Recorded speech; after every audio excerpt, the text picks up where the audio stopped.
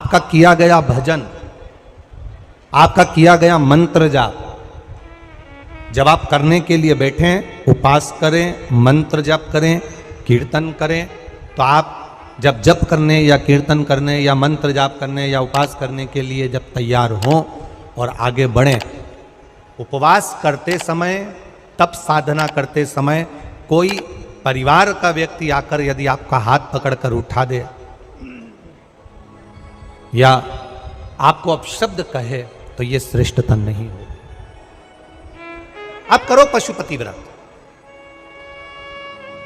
आप करो सोमवार के व्रत, पर निवेदन है कि व्रत करते समय, व्रत के पहले आपके परिवार वालों को, आपकी पति को, माता पिता को, परिवारजन को यह बात बता दी जाए कि हम ये व्रत कर रहे हैं। क्यों? उसका कारण केवल इतना सा है कि जब हम ये परिवार वालों को बता देंगे कि हम व्रत कर रहे हैं, तो आपके व्रत में कोई टोकने वाला नहीं रहेगा, आपके व्रत को कोई रोकने वाला नहीं रहेगा, और आप निष्कपट भाव से भगवान की अविरल भक्ति को धारण कर सकते हो। निष्कपट भाव से भगवान के भजन को धारण कर सकते। इतना सुंदर वर्णन किया गया है महामृत्युंजय मंत्र का। यदि हम किसी ब्राह्मण से अनुष्ठान करवा रहे हैं, महामृत्युंजय मंत्र का यदि हम किसी ब्राह्मण से अनुष्ठान करवा रहे हैं, शिव महापुराण की कथा कहती है, अनुष्ठान पत्नी करवा रही है या पति करवा रहा है, सास करवा रही है या ससुर करवा रहा है, घर का जेठ करवा रहा है या जेठानी करवा रही है, शिव महापुराण की कथा कहती है, जितने लोग आपके घर में रह रहे हैं, जितने लोगों के साथ आप 24 घंटे घर के अंदर रह रहे हैं, जब हम पशुपति व्रत करें या महामृत्युंजय का अनुष्ठान किसी ब्राह्मण से करवा रहे हैं या मंदिर में हम अनुष्ठान करवा रहे हैं, तो भी हमारे चित्तवृत्ति से हमारे परिवार वालों को ये मालूम होना चाहिए कि मैंने उन ब्राह्मण के द्वारा अपने परिवार के हित के लिए, अपने बुजुर्ग के हित के लिए, अपने घर के हित के लिए मैंने महामृत्युंजय का अनुष्ठान करवाया है। उसका पुण्य 4 गुना बढ़ता है, जिससे घर के लोगों में कोई विस्मयता उत्पन्न ना हो।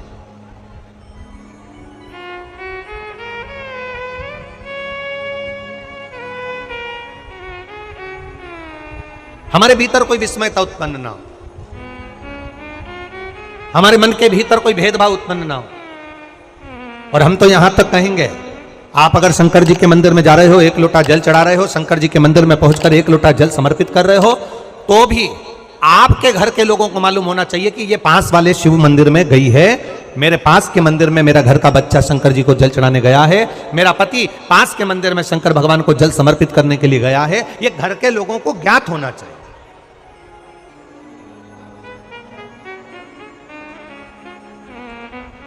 घर के लोगों को यह मालूम होना चाहिए कि ये पास के मंदिर में मेरी धर्म पत्नी गई है, पास के मंदिर में मेरे माता पिता गए, पास के मंदिर में मेरे परिवार के लोग गए। ये आपकी चित्तवृत्ति में और परिवार की चित्तवृत्ति में ये बात रहना चाहिए, छुपा कर नहीं जाना।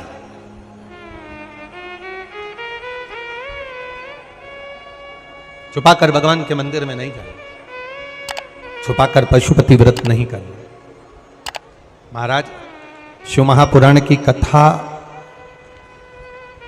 वर्णन करती है कि आप भगवान का अगर कोई व्रत, कोई साधना, कोई नियम ले रहे हो, माना आपने कोई व्रत करा, कोई करी, पर घर के लोगों को वो ज्ञात होना चाहिए कि ये मंदिर तक जा रही है, ये पशुपति व्रत कर रही है, आराधना कर रही है। आज माता पार्वती जी ने शिव जी के सम्मुख में ये बात कह दी कि मैं एकांत में जाकर भगवान का तप करना चाहती हूं और एकांत में बैठकर तप करना चाहती हूं, और उस तप का जो पुण्य है वो आपको देना चाहती हूं। शंकर भगवान ने तुरंत माता पार्वती जी से कहा, सुनो जगत जननी, सुनो जगदम्बा, सुनो पार्वती, आप तप करो, मना नहीं है, आप साधना करो, मना नहीं है, आप आराधना करो, मना नहीं है। और आप सोचो कि आपकी करी गई तप साधना का पुण्य आप मुझे दे दो, तो भगवान तुरंत कहते हैं, पार्वती जी मुझे आपके तप साधना का पुण्य नहीं चाहिए, आप अपना पुण्य अपने पास में रखो, हमें आपका पुण्य नहीं चाहिए। अभी तक जितनी शिव महापुराण की कथा हुई, उस कथा में आज तक ये बात नहीं निकली जो आज आप लोगों के बीच में इस भोपाल नरेला विधानसभा में जो कथा चल रही है, इसमें ये कहना चाह रहे हैं। बड़ा ध्यान लगाकर सुनना। आप अगर 5 महीने तक, 6 महीने तक, 3 महीने तक, 2 महीने तक, 15 दिन, 20 दिन, 1 महीना, 1 साल, 2 साल, 8 साल, 4 साल अगर आपने शंकर भगवान को जल चढ़ाया है, तो शिव महापुराण की कथा यहाँ तक कहती है कि आपके घर में अगर कोई व्यक्ति बहुत दयनीय स्थिति में पड़ा हुआ है, हॉस्पिटल में पड़ा हुआ है, कोई तकलीफ में पड़ा हुआ है, कोई कष्ट में पड़ा हुआ है, तो आप जब भगवान शिव को जल समर्पित करो तो बाबा से ये विनती कर कर भी जल समर्पित कर सकते हो कि मेरे परिवार का एक व्यक्ति, उसका ये साथ में ये हो गया और वो हॉस्पिटल में पड़ा, उसका नाम ये है, गोत्र ये है।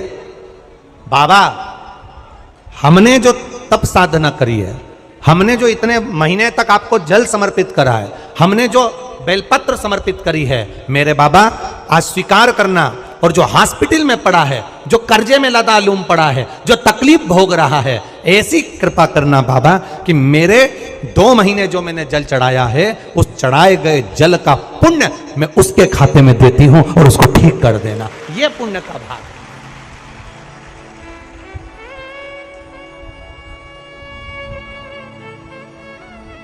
ये पुण्य का भाग है। आप अपना पुण्य भी किसी जीव के कल्याण हेतु दे सकते हैं। अब किसी ने एक बार ये कथा सुनी और कथा सुनकर कहा, महाराज जी आप कहते हो कि शंकर जी पे चढ़े हुए जल का पुण्य भी हम किसी को दे सकते हैं क्या? शंकर जी को चढ़े हुए जल का पुण्य क्या किसी को दिया जा सकता है? क्यों नहीं दे सकते? क्यों प्रदान नहीं कर सकते?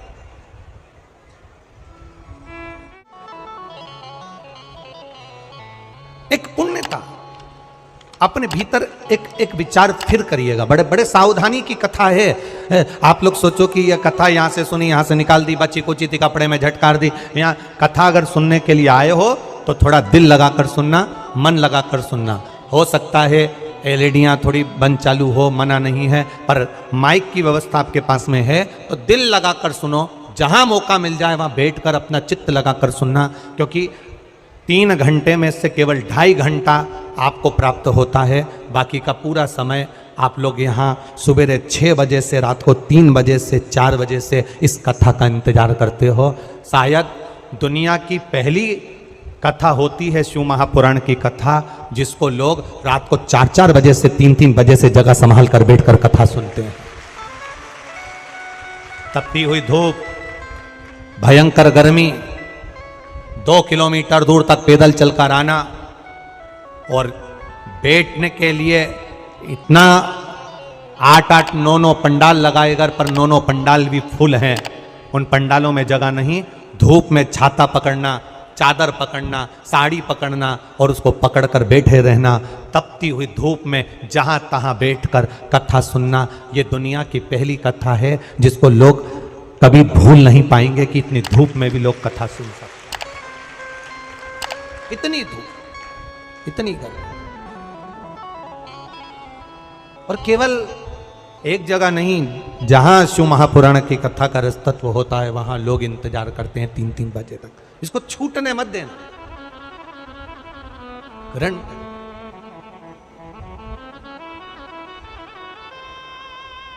शादी में गए हो, 500 का लिफाफा दिया है तो भोजन कर कर जरूर जाना।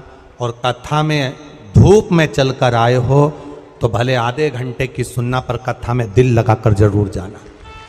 दिल लगाकर जाना, चित्त लगाकर। आप अगर 1 लोटा जल भगवान शिव को समर्पित कर रहे हो, आप एक बेलपत्र भगवान शंकर को समर्पित कर रहे हो, आप एक शमी का पत्ता भी भगवान शंकर को समर्पित कर रहे हो, आप भगवान शंकर का पंचानंद स्नान करा रहे हो, आप भगवान शंकर के मंदिर का शिखर दर्शन कर रहे हो, आप भगवान शंकर के मंदिर में जाकर झाड़ू लगा रहे हो, पोछा लगा रहे हो, सफाई कर रहे हो, तो भी तुम्हारी चित्तवृत्ति में रहना चाहिए कि जब किसी पर दुख की घड़ी आए, किसी पर तकलीफ आए, किसी पर कष्ट आए, हमारा करा गया पुण्य हम उसके खाते में दे सकते हैं। हम अपने पुण्य को दूसरे के खाते में प्रदान कर सकते हैं।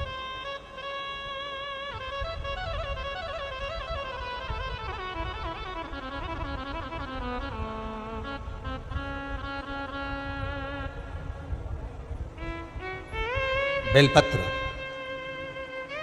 जरा ध्यान देना हो। ये बेलपत्र जो होता है,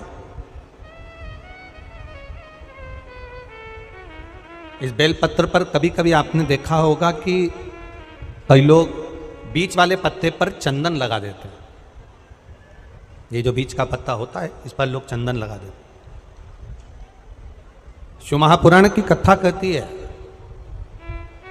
अगर भूलवश भी अनायास आपके पास बेलपत्र भी नहीं है, शिव जी का चढ़ा हुआ बेलपत्र भी अगर आपने उठा लिया और उठाकर उस बीच वाले पत्ते पर एक चावल का दाना रखकर भी आप भगवान भोलेनाथ को समर्पित कर रहे हो, तो ये समझ लेना कि तुमने महीना, 2 महीना, 4 महीना, 6 महीना, 8 महीने में, हम तो हमेशा कहते आए हैं, आज फिर कह रहे हैं, 1 महीना पूरा हो जाए जल चढ़ाते, 2 महीना पूरा हो जाए जल चढ़ाते, 3 महीना पूरा हो जाए, 4 महीने पूरे हो गए, 6 महीने पूरे हो गए, या आपका साल भर पूरा हो गया, प्रयास करा करो एक पत्ते पर एक चावल का दाना रखकर शिव जी को समर्पित करना। क्यों? जो तुमने पूर्व में जल चढ़ाया है वो चावल का दाना अक्षय, उसको अक्षत माना जाता है, अक्षय माना जाता है। मतलब तुमने अभी तक जो जल समर्पित करा है वो कभी समाप्त नहीं हो सकता, उसका पुण्य तुम्हारे खाते में चले गया, अब तुम उसको किसी को भी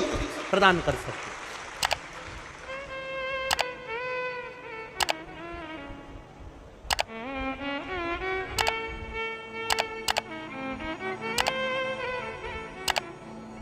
बहन भाई को तिलक करती है रक्षाबंधन पर, माथे पर तिलक लगाने के बाद में चावल लगाती कि नहीं लगाती?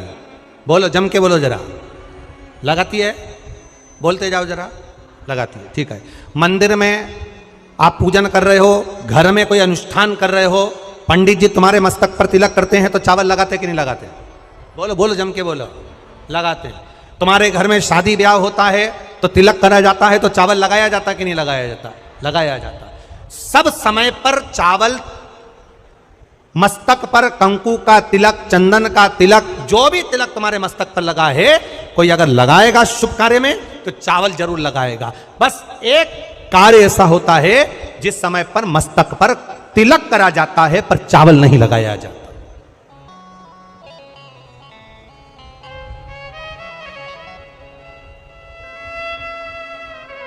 एक समय ऐसा होता है जिस समय तिलक करा जाता है पर चावल नहीं लगाया जाता।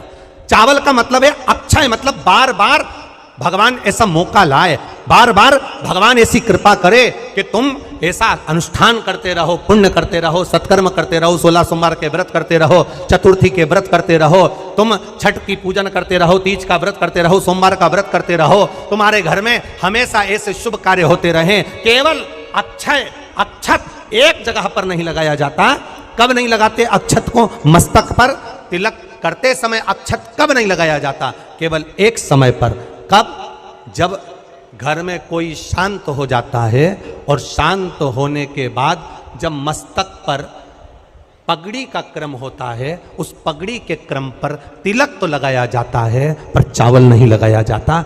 भगवान से प्रार्थना करते हैं ये बार बार मौका मत देना, जो हो गया उसको समाप्त, ऐसा मौका बार बार ना दीजिएगा। हाँ, पगड़ी पर से उठ गए, अच्छा काम करने के लिए मंदिर जा रहे हो, स्थान छोड़ने के बाद अब तिलक लगाओ और उसमें चावल ढेर सारा लगाओ, कोई मना नहीं। पर अक्षय, उस अक्षत की महत्वता को समझना कि उसको बारंबार प्राप्ति ना हो, ऐसे कार्य की प्राप्ति ना हो, अच्छे कार्य की प्राप्ति, श्रेष्ठ कार्य की प्राप्ति, शुभ कार्य की प्राप्ति। अगर मौका मिले तो एक बार भविष्य पुराण, और एक बार मौका मिले तो कुर्म पुराण, और एक बार मौका मिल जाए तो नंदी पुराण, ये 3 पुराणों का स्मरण करना, इसमें आपको अक्षत की महत्वता प्राप्त हो। भविष्य पुराण, कुर्म पुराण और नंदी पुराण, इन 3 पुराणों में आपको अक्षत की महत्वता प्राप्त होगी कि चावल की महत्वता क्या है। एक चावल का दाना जब अशोक सुंदरी वाली जगह पर चढ़ाया जाता है, एक चावल का दाना अशोक सुंदरी वाली जगह पर चढ़ाया जाता है। हम माताओं से हमेशा कहते हुए आए हैं, आज फिर निवेदन करेंगे, जिस माता के गर्भाशय में गांठ हो गई हो, जिस माता के गर्भाशय में गठान पड़ गई, अक्षत, एक चावल का दाना, गर्भाशय में गांठ हो गई, डॉक्टर को दिखाया, गर्भाशय में बच्चा दानी के अंतर्गत गांठ पड़ गई, गर्भाशय में गांठ पड़ गई, बड़ी तकलीफ की जिंदगी जी रही है, डॉक्टर कह रहे ऑपरेशन करवाओ, डॉक्टर कह रहे ऑपरेशन करवाना पड़ेगा। एक बार मेरे भोलेनाथ पर जल चढ़ाना प्रारंभ करो, एक चावल का दाना। अशोक सुंदरी की, अशोक सुंदरी की जगह मालूम है ना सबको? अरे बोलो, अशोक सुंदरी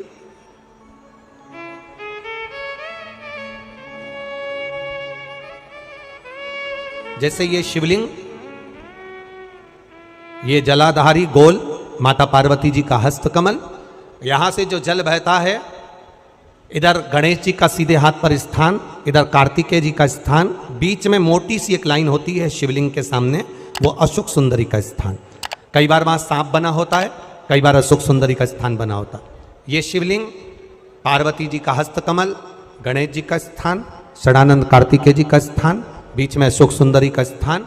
ऊपर से जो बूंद बूंद पानी गिर रहा है वो शंकर भगवान की 5 लड़कियां, जया, विषहरा, शामरीबारी, दौतली और देव, ये शंकर जी की 5 बेटियां ऊपर से जल गिरा रही। तो अशोक सुंदरी वाली जो स्थान होता है, जब आपके गर्भाशय में या शरीर में पुरुष हो, स्त्री हो, जिसके पूरे शरीर में कहीं पर भी गांठ पड़ गई हो और गल ना रही हो, एक चावल का दाना अशोक सुंदरी वाली जगह पर चढ़ाना प्रारंभ करो, शिव जी पे जल चढ़ाना प्रारंभ करो, उस जल का आचमन करना प्रारंभ करिए।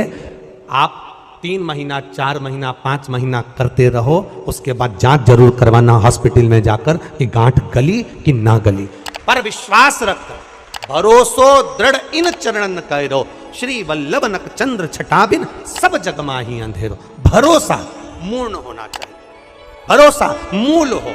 हमारा अगर विश्वास नहीं है तो फिर भगवान भी नहीं है। मानो तो मैं गंगा मां हूं, ना मानो तो बहता।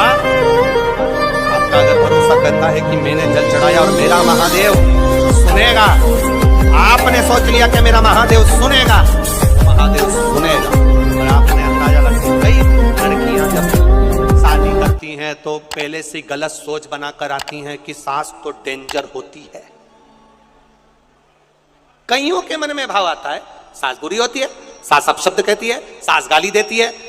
कई लोगों से सुना, जिससे मिलो उसकी सास ऐसी हो गई, कोई ने कहा हमारी सास ऐसी थी। लड़कियों ने अपनी चित्तवृत्ति में भर लिया कि सास बुरी होती है। जब चित्तवृत्ति में भर लिया कि सास बुरी होती है, तो वो कितने भी अच्छे घर में चली जाए, उसको सास बुरी ही लगेगी, ये निश्चित है। और अगर आपने मन में सोच लिया कि जो किस्मत में लिखा होगा देखा जाएगा, संसार सागर में जन्म लिया है, सुख दुख चलता रहता है। अगर कोई बेकार भी मिल गया ना, तो अपना स्वभाव से मैं उसको अच्छा बना लूंगी, मुझ में वो क्वालिटी है, तो वो अच्छा हो जाए।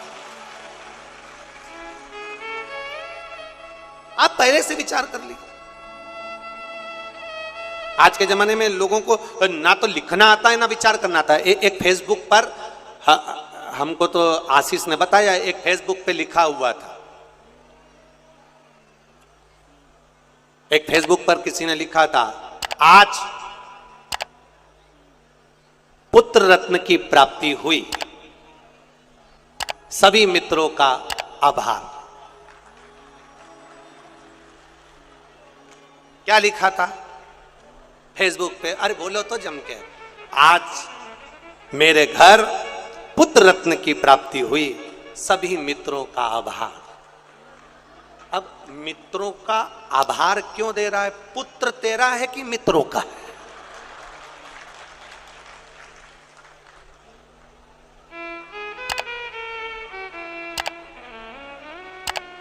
बोलो, जम के बोलो। लिखना चाहिए ऐसा, पर स्मरण नहीं है, चित्तवृत्ति में नहीं आया है, ये आना चाहिए।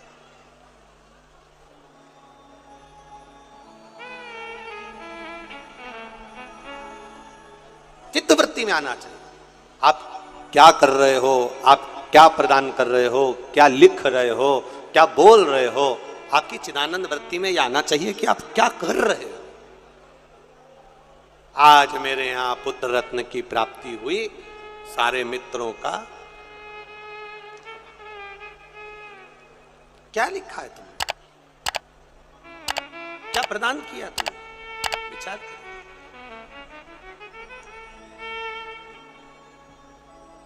आभार किसका होना चाहिए था? आज मेरे घर पुत्र रत्न की प्राप्ति हुई। महादेव आपका आभार, आपकी कृपा, आपकी दया, आपकी करुणा, जो ये पुत्र रत्न की प्राप्ति मेरे घर में हो गई, ये आपकी करुणा से हुई, ये आपकी उदारता से हुई।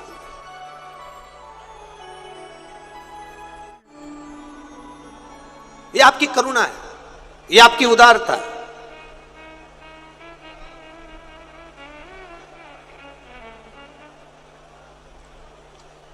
ये कथा हमने कल भी कहा था कि कथा और कहीं भी हो सकती थी, भोपाल में ऐसा जरूरी नहीं कि आदरणीय विश्वास भैया के यहाँ हुई, कथा कहीं पर भी हो सकती थी। पर ये कथा आदरणीय विश्वास भैया सारंग जी के यहाँ जो हुई है, हमने कल भी कहा था कि कहीं ना कहीं माता पिता का कोई पुण्य प्रबल हुआ होगा, जिसके कारण बस ये आशीर्वाद के रूप में ये कथा आदरणीय विश्वास जी सारंग जी को प्राप्त हो। और वो पुण्य कैसा है?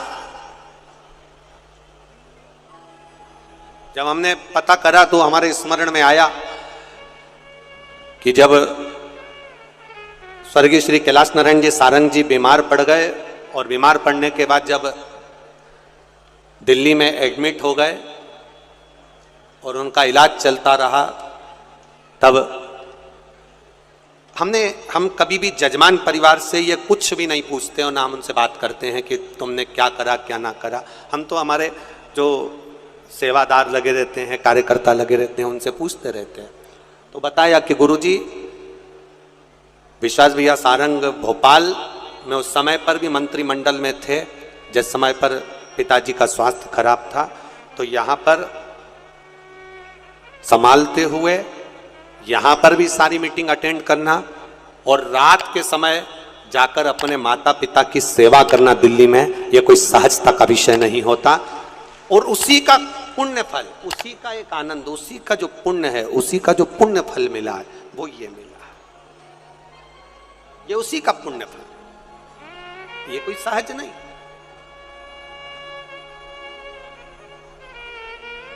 इतनी शिव महापुराण की कथा करी, पूरे भारत में करते रहते हैं, पर पहली शिव महापुराण की कथा ऐसी हुई है जिसमें रेलवे स्टेशन पर भी भक्तों को लाने के लिए बस लगाई गई। इसके लिए विश्वास भैया सारंग जी को बहुत बहुत साधुवाद।